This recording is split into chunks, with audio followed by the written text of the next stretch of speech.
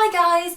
I don't know which video would have go up first, so if you've seen Laura's book she's bringing to uni video, I hope you enjoy mine, and also if this is the first one that goes up, I hope you enjoy Laura's.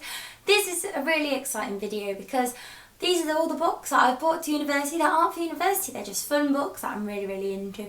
Most of them are Laura's, so you'll have seen them before, she's read a couple, and I'm just really excited to show them off to you.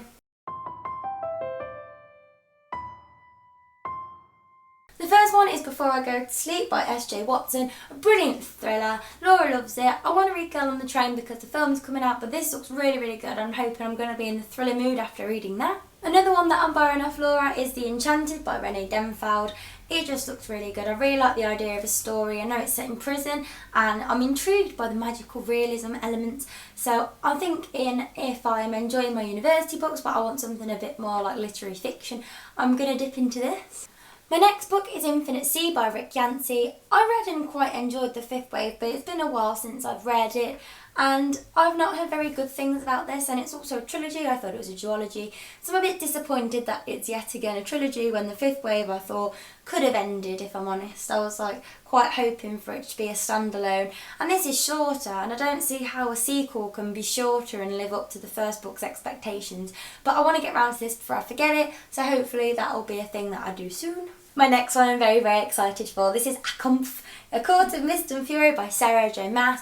We love In Throne of Glass, and I've read A Court of Thrones and Daggers, A Court of Thorns and Roses, and I enjoyed it. It took me a while to get into it, but it always seems to take me a while to get into a Sarah J Maas book, but apparently this is amazing from start to finish, and I really love the characters. Like Feyre, the main female protagonist, she is I really enjoy her. You can say what you want about Sarah J Maas, but I think she writes really good lead female characters, and it's absolutely monstrous, but I'm really looking forward to it. Another one I'm really excited for. I'm really excited. These just look such good books, and I've just been in a bit of a dip with what to read next. Now I've got this big influx of an awesome TBR. I'm really excited. Vicious by V. Schwab. Laura's on the V. Schwab hype. I have yet to read a single V. Schwab book, and I need to change that because apparently this is going to be amazing.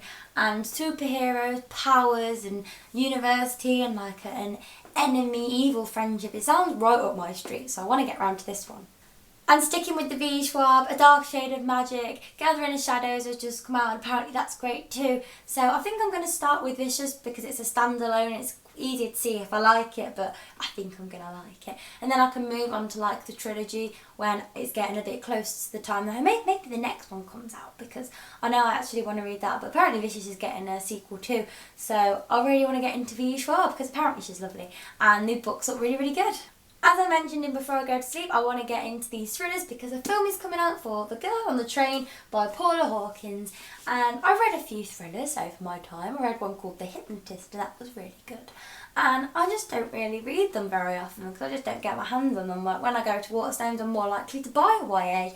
But I want to start getting into these more. This one's a good way to start, especially because of the film, and it's quite short. It looks like I'll be quite good, but if it's quite mysterious, I might not like it because I don't know what's going on. But if it's really tense and keeps me in suspense, I might enjoy it. So hopefully I will enjoy this one.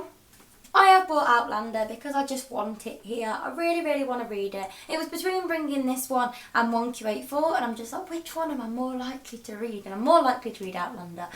It's a really massive series, but I've kind of gone off Game of Thrones reading it because it's just so big and I've already seen it, and I know it's very different, but it just feels quite similar where I'm at the minute. I got halfway through Clash of Kings, but Outlander seems just very different, something new that I've got my teeth into because I've never watched the series, and I think I'll really enjoy it when I get into it, and I don't think the size will matter too much when I get really into the story. And the last book that I'm bringing to uni, I said I bought on my birthday back in April, and I've only just bought it, so I'm very sorry.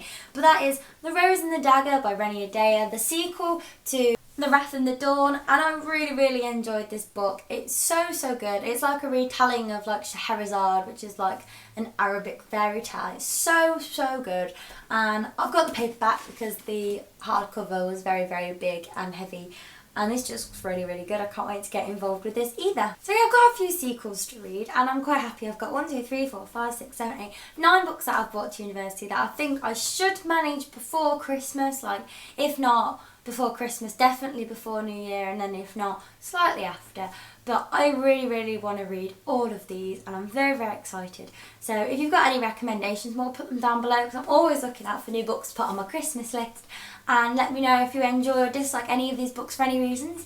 And I shall see you on the next video. Bye!